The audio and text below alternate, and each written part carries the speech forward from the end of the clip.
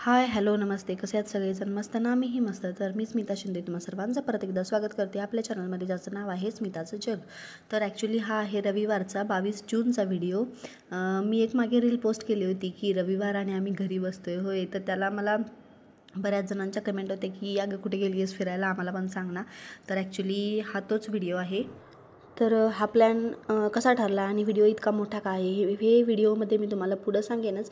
पण त्याच्या आधी तुम्हाला इथे जे काही आता मी दाखवते आहे, तर हे आहे सकाळी नाश्त्यासाठी मी ब्रेड सँडविच बनवणार होते आणि त्याच्यासाठी ब्रेड, बाकीच्या सगळ्या थोड्याफार भाज्या होत्या त्या सगळ्या कट करून घेतलेल्या आहेत. इथे माझ्याकडे सँडविच मेकर आहे, त्याचबरोबर कुकरमध्ये बटाटे उकडायला लावले होते. तर हा बटाटा नंतर मॅश करून घेतला आहे आणि मला याची सगळ्याची भाजी बनवायची होती. पण आमचा हा प्लॅन ठरल्यामुळे मी त्या गडबडीत करत बसले नाही, फक्त सगळं मिक्स केलं आणि त्याच्यानंतर ब्रेडला एका साईडला तूप, एका साईडला सॉस लावून मस्तमध्ये हे ह्या भाज्यांचं सगळं स्टफिंग करून ब्रेड सँडविच तयार केले. तर ॲक्च्युली जायचं आमचं प्लॅनिंग असं काही नक्की नव्हतं, कारण आदल्या दिवशी मी फक्त मिस्टरांना म्हटलं होतं की आपण जाऊया का कुठेतरी. पण मिस्टरांनी सांगितलं होतं की मला आराम करायचा आहे आणि आपण आता प्लॅन नको करायला. आणि दुसऱ्या दिवशी सकाळी उठल्यानंतर मिस्टरांनी म्हटले की अगं काय झालं, जायचं होतं ना. एकतर रविवार, त्यामुळे सकाळी लवकर उठलो नव्हतो आणि मिस्टरांनी हा प्रश्न विचारल्यानंतर आमची ट्रिपची मग सगळी प्लॅनिंग चालू झाली. आधी खात छान आहे. इथे माझ्या दोन्ही चिमण्या सकाळी सकाळी सँडविचने त्यांची टमी फुल करतायत.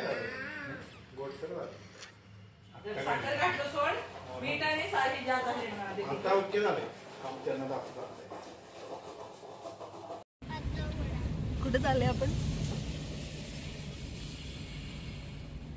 ना तिकडं जायचं नाही, तिकडं जायचं नाही. बघितलं हो ना.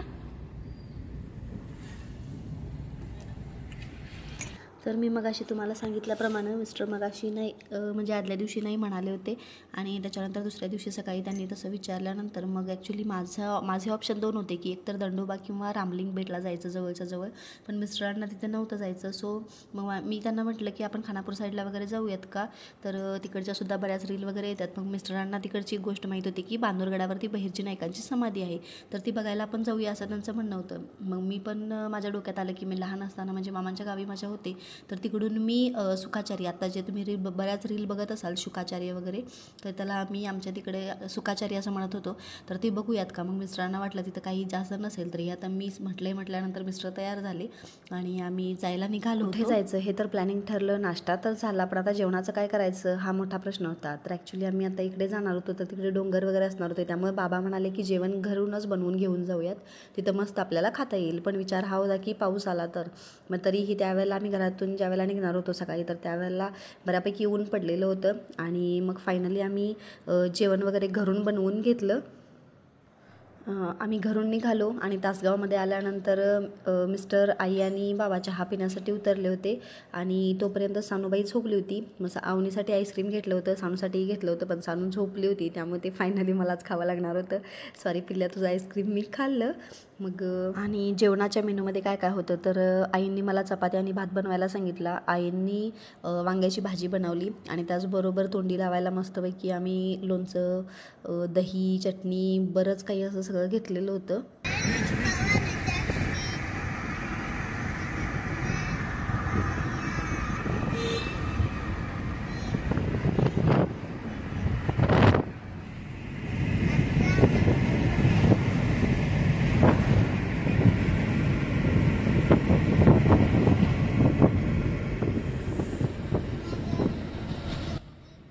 पवनचक्की दिसायला लागल्या की समजून जायचं आपण जवळपास पोहोचलेलो आहोत, कारण ह्या भागात सिरियसली पवनचक्क्या खूप जास्त आहेत. आणि आता पावसामुळे वातावरण तर इतकं भारी झालेलं, म्हणजे सगळीकडे हिरवळ हिरवळ दिसत होती सगळी. म्हणजे असं छोटे छोटे जे काही डोंगर वगैरे दिसत आहेत तुम्हाला, तर त्याच्यावरती छोटे छोटे गवत उगवलेलं होतं, त्यामुळे सगळं हिरवंगार इतकं भारी वातावरण होतं त्या दिवशी.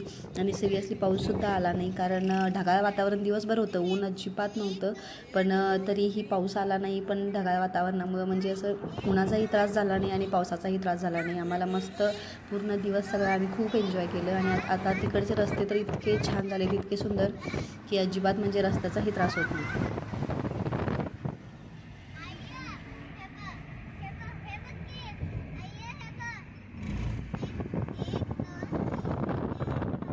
तेरी रानी तो मैं रहूं बघा.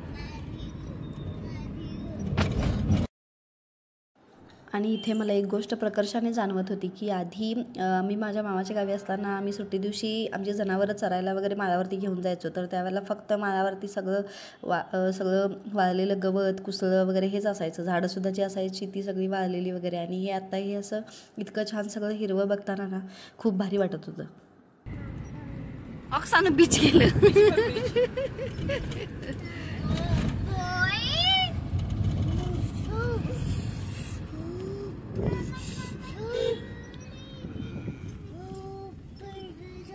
वरे ओ भाईसाहेब वरे तुम्हाला दिसते सगळं. लयच उतार आहे बाबा खाली.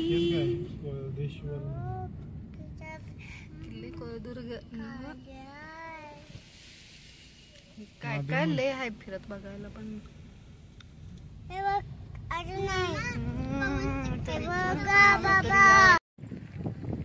आणि आम्ही फायनली सुखाचारीच्या इथे पोहोचलो. मिस्टर म्हणाले अगं गर्दी आहे की इथं, म्हणजे त्यांना अपेक्षित नव्हती एवढी गर्दी की इथं कोणी येत असेल जास्त असं. आणि म्हणजे मला सुद्धा बरं वाटलं की त्यांना बाबा बरं वाटतं इथं आल्यानंतर.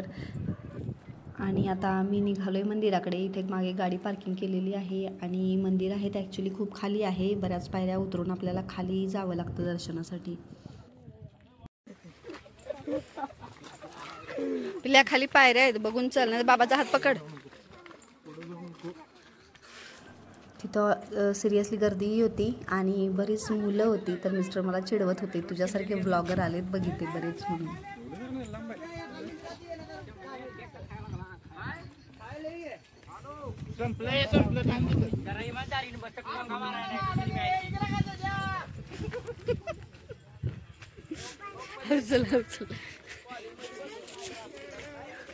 छान आहे. पडशील पडशील.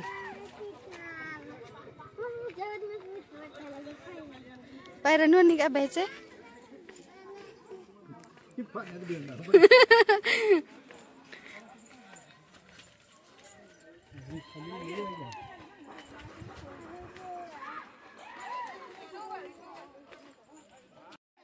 अवनी इथे मला भिंतींवरती काहीतरी लिहिलंय मामा बघ म्हणून दाखवतीये. पण खरंच सिरियसली हे तुमचं प्रेम व्यक्त करण्याची जागा आहे का? तुमचं प्रेम जिथं व्यक्त करायचं तिथं करा ना. या अशा ठिकाणी का म्हणून लोक लिहितात ना मला खरंच कळत नाही. बघू स्टाईल. नुसतं पाणीच बघायला जायचं. चल हां खेळ म्हणा चल. हळू चल पायऱ्या बघून.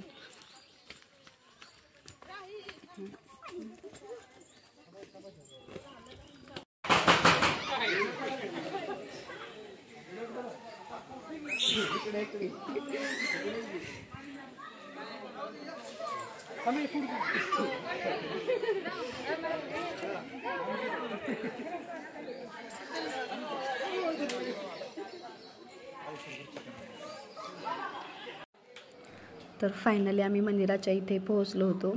आणि तुम्ही आधीच्या व्हिडिओमध्ये ऐकले असतील नॅचरल आवाज किती छान होते. आणि इथं मंदिराच्या बाहेरच्या साईडला एक पिंड एक गणपती बाप्पा होते. आणि इथं हे मेन मंदिर आहे जिथे आत शिवलिंग आहे.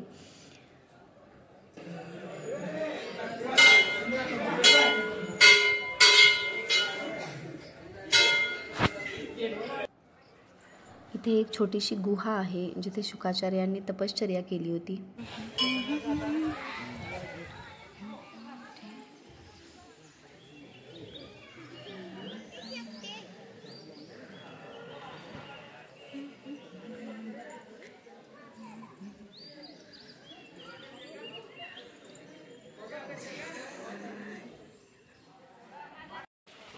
मंदिराच्या इथे हा एक झरा आहे जो नेहमी 12ही महिने वाहत असतो. तर ॲक्च्युली इथं मजेदार किस्सा असा झाला की वरून खाली उतरत होतो त्यावेळेला सगळ्यात पहिल्यांदा म्हणजे तिथल्या पायऱ्या थोड्याशा छोट्या होत्या आणि माझा पाय घसरला. सिरियसली खरंच सांगते माझं त्यावेळेला मोबाईलमध्ये लक्ष नव्हतं तरीही मी पडले. आणि त्याच्यानंतर थोडंसं पुढे गेल्यानंतर तिथं थोडंसं शेवाळ झालेलं होतं. आम्ही अवनीला सांगत होतो अवनी थांब पिल्या तिथं शेवाळ झाले. तर ही अवनी गेली आणि त्याच्यानंतर अवनी तिथे आपटली. झाली आमची इथंच म्हणजे पडापडीला सुरुवात तर झालेली होती. हे आमचे असे उपद्व्याप नेहमी सुरू असतात त्याशिवाय ट्रिपला मजासुद्धा येत नाही हो ना. तर मंदिराच्या खाली अजून थोडंसं गेल्यानंतर तिकडे एक धबधबा होता पण आम्ही तिकडे काही गेलो नाही. तर तुम्ही ते बघू शकता. माझ्या पुढे अवनी गेली आहे, नंतर मी होते. आणि पायऱ्या उतरताना जितकं सोपं वाटतं तिथं चढताना सिरियसली दमायला होतं. आणि इथे अजून मी चढती आहे. अवनी माझ्या पुढे गेली आहे. आई बाबा वगैरे मागून हळूहळू येत आहेत. आणि त्याच्यानंतर आम्ही वर येऊन पहिल्यांदा मी आणि अवनी थांबलो आणि आम्ही तिथे थोडेफार फोटो वगैरे काढून घेतले. आणि वरती येऊन बसल्यानंतर सानूबाईचा खेळ कसा सुरू आहे ते बघा.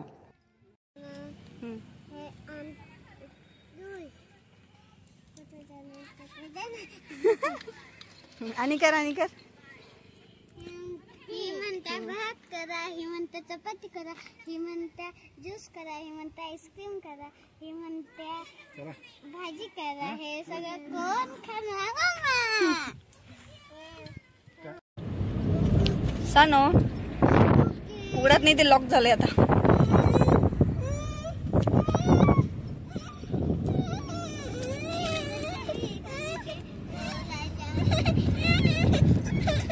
ए बघ तिथं आंबा आहे बघ शेतात.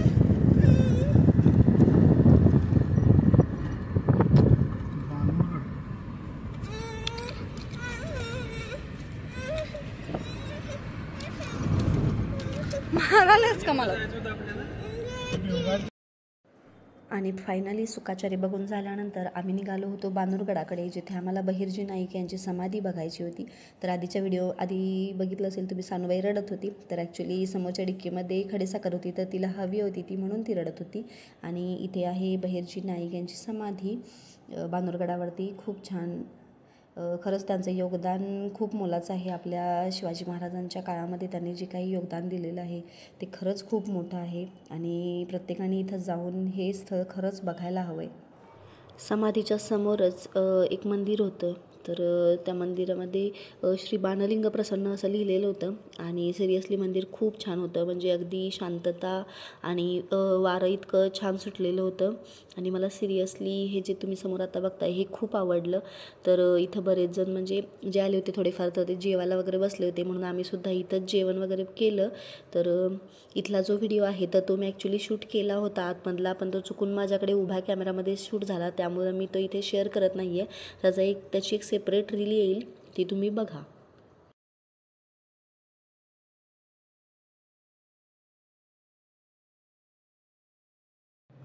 शिवबाच्या खडतर वाटेवरले पाय घडजे झाले, एक जन्मी 1000 रूपांचे भाग्य तयांना लाभले. वैराग्याचा शोक न केला लालसाना कीर्तीची, रहस्य हेच जयांचे लौकिक ऐसे ते शिवनेत्र बहिर्जी. यांच्या जीवनावरती एक शिवनेत्र बहिर्जी अशी कादंबरी आहे, हे मला तिथंच समजलं. त्याचबरोबर अजून एक बोर्ड होता, नरवीर श्री बहिर्जी नाईक जाधव, म्हणजेच 1000 गुणांचा खंडोबा. सोंगे आणि बतावण्या तो फारच बेमालूमपणे करीत असे. मोठा हर, हुन्नरबाज, हजरजबाबी, पक्का बनेल हे सारे स्वराज्याकरिता सारं काही महाराजांकडून दोन्ही हातांनी शाबासकी मिळविली होती. शिवशाहीर बाबासाहेब पुरंदरे.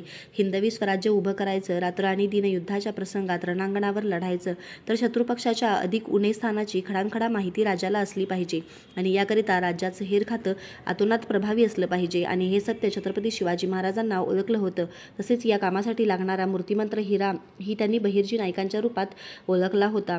बहिर्जी नाईक हे व्यक्तिमत्व असं होतं, कधी फिरस्ता, कधी गोसावी, कधी फकीर, तर कधी अडबंग गोसावे, कधी वासुदेव, कधी कुडमुड्या जोशी, कधी नंदीबैलवाला, तर कधी डोंबारी. 1 की 2 अशी अनेक रूपे घेऊन शत्रूच्या गोटात जाऊन प्राणाची पर्वा न करता ते हेरगिरी करत असत. त्यात नरवीर श्री बहिर्जी नाईक जाधवांचे हे समाधीस्थळ आहे.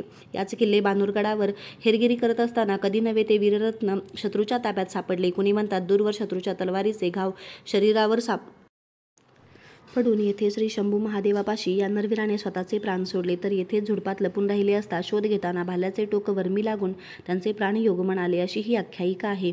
इतिहास मुका आहे, पण आज हे समाधीस्थान हिंदुस्थानाचे स्फूर्तिस्थान आहे. तर असा हा खूप मोठा बोर्ड तिथे होता, जो मी तुम्हाला वाचून दाखवला. आजकालच्या बऱ्याच मूवीमध्ये तुम्ही बहिर्जी नाईकांचं काम बघत असाल, तुम्हाला सुद्धा ते माहीत असेल, तर त्यांचा हा बानूरगड आहे. तुम्ही इथे नक्की भेट द्या.